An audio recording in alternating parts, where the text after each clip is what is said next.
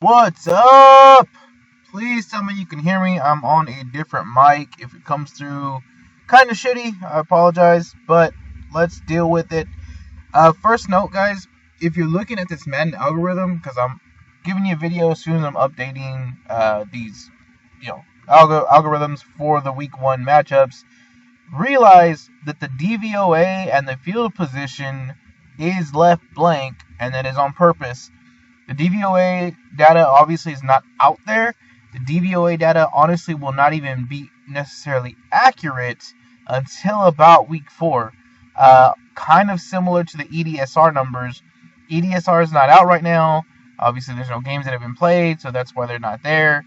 But even after week 1 and week 2, the numbers aren't really indicative of season-long stats just yet.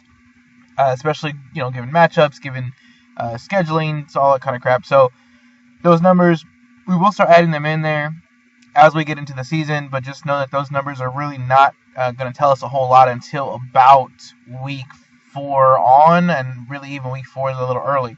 So, second note here, as far as the field position, obviously that's not in there for the same reason. It's really not anything to go off of yet.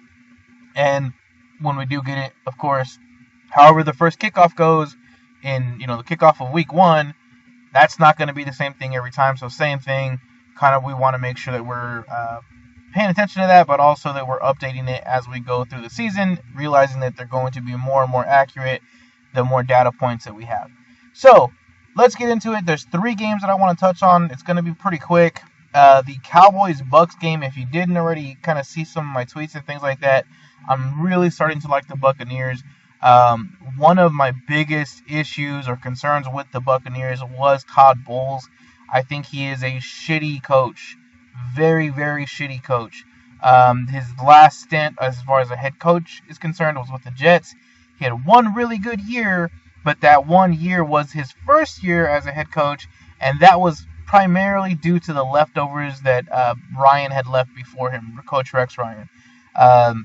After that, he had 3 more years with the Jets where he did not put together a winning season. I think after his first year, the best year he had was like 4-12 or something along those lines. So I don't really trust him. Todd Bowles also went 2-2 as far as like starting season openers. The first one he won, again, he had a pretty good level of talent, and things were pretty much the same as the regime that had just left. The last win that he got as a season opener was against the Lions, going back to when the Lions were just absolutely god-awful. So not really a whole lot that's giving me confidence. The reason I'm kind of turning the corner on this team is because I do strongly believe that Tom Brady is essentially going to act as the, coach 1A, if not coach number 1 even, mainly because that team trusts him more. The players trust him more. I would assume even the GM probably trusts this guy more. It's freaking Tom Brady. If Todd Bowles sees something and says something, and Tom Brady says, that's not right, this is what I want to do, I can guarantee you that locker room is listening to Tom Brady, 6-time Super Bowl champion, not Todd Bowles, guy who just got lucky and got in the right spot at the right time. All right, I'm not giving him enough credit, but that's kind of the gist of it here is I do trust Tom Brady to essentially be coaching this team while on the field. Now, the defense, Todd Bowles is actually a really good defensive mind, so I don't worry about the defense as much. And as long as Tom Brady is working as that offensive coach, I think they'll be just fine. Obviously, they just brought in Julio. It looks like they're getting him mixed in pretty quickly in camp if you're following along with that kind of stuff. So that should be a good sign. Week 1, though, the spread as far as Madden has it concerned should be Buccaneers minus about 2.5. And that's giving a 1.5 point home field advantage to the Cowboys for week 1. I've been in that stadium, guys. I've watched games in that stadium. And I can tell you it's not really a full 1.5 point advantage. I would probably say it's even more of like a 1 point advantage, if anything. But I'm just using the 1.5 to keep it consistent along the algorithm. So 2.5 minimum.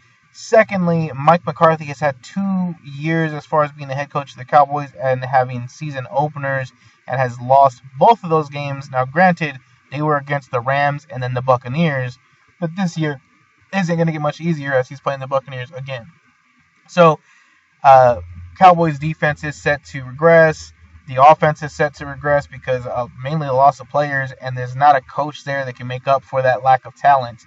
Last year and even the year before that, I do strongly believe that the talent was carrying Mike McCarthy, not the other way around. So the lack of talent is going to be even more evident with a team like the Cowboys. So I do believe the Buccaneers minus the 2, even up to the 2.5, is still pretty good value. I think the 3 is where I'm going to stop it at, only because it could be late rush by the Cowboys to kind of cover a 3.5, 4-point spread.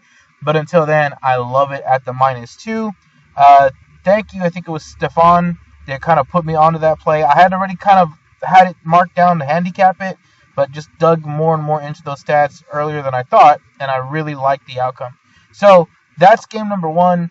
The Texans Colts is actually a pretty big swing as far as value is concerned.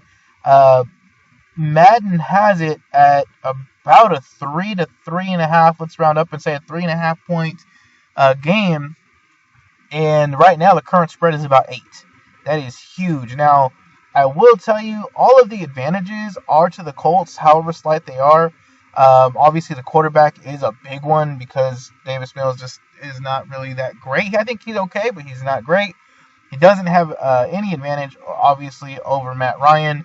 As far as the rest of the team is concerned, the Colts have the stronger offense. The Colts have the stronger defense. The only thing that's maybe concerning a little bit here is that the Colts did put Leonard, their middle linebacker, on the PUP to start preseason. Now, as long as he's playing, I think we're fine here. I'm sorry, as long as even if he is not playing, obviously it's going to help us. We're looking at it from the angle of the Texans. So if he misses, we're even better. But that's the one thing I would maybe need to come back in here and update if he is going to play or not play as we get closer to the game. The Texans, I did give them a 1.5 point favorite. Even without that 1.5 point, we can round it all the way up and say that it should be about a 5-point game. So even if we round that up and say it should be about a 6-point game, we still have 2 points of value on the Texans. The Texans are just getting shit-talked each way that you possibly can on the TV and radio, media, whatever. Texans are going to open up some value for us, guys. There's not really a whole lot else backing up this play besides the algorithm, except for the fact that the Colts, I believe, and I have the stats somewhere in my log of stats, right? But Frank Reich is just notoriously bad at losing these first games for the season openers. He lost to the Jaguars. He's lost to these lesser teams almost every single year. I believe he only has like one win in his entire history as a head coach with the Colts, and we've gone into why that is before and him looking at stats and things like that. But the important thing is he's not great at opening these seasons. We'll give more info on that if you want it later on. For right now, just know that the Texans +8 is looking better and better every time I look at it. It's a huge amount of value here, and I think that line is only going to grow as people jump on the Colts bandwagon, closer and closer to the beginning of the season. Lastly is the Giants-Titans. This is another one. It's not as big, but there is definitely value here. The Giants are typically about 6.5 point dogs all over the place, all across the board. Most places have them at 6.5 or 6, so definitely try to get that extra half point. But according to the Madden algorithm, they should really only be about 5 point dogs. Now that is again with a 1.5 for home field advantage, for the Titans to have a 1.5 point home field advantage. So again, keep that kind of with a grain of salt in it, because the home field advantage for the Titans may not be worth a full 1.5. Either way, though, I think you're looking at at least a point to a 1.5 worth of value on this Giants team right now. The coach with Brian Daboll, I love him. He's really the biggest concern here because those, again, first-time head coaches average about 17 points per game, unless you're Sean McVay, who averaged about 19 points per game in his first year with the Rams. I do think Daboll can be similar, so maybe they score 20 points. I have this game statted out right now at a final score of about 20 to 24, because I'm giving him those extra couple points, even though it's his first time out there. That being said, I love taking the Giants plus the 6.5, especially if you can just either wait and hopefully get that extra little hook to get to the 7, or even just buy it to the 7 and get that last key number. I don't think the Titans are really great anywhere on the field. I think they're set to regress. I don't think their coach is going to be able to compensate for the lack of talent. And I think Derrick Henry is going to take a little bit longer to get going than he has been in the past. And he's never really been a hot starter either. He kind of comes on later in the season. So, for all of those reasons, I do really like the Giants. Plus 6.5. Keep in mind, I have not put money down on these just yet. I just want to see if there's any injuries, any changes that come up between now and then, any additional signings that may change. But just keep these on your radar, guys, as we get closer to the season. But thank you again. Trying to make this one quick. Have a great day.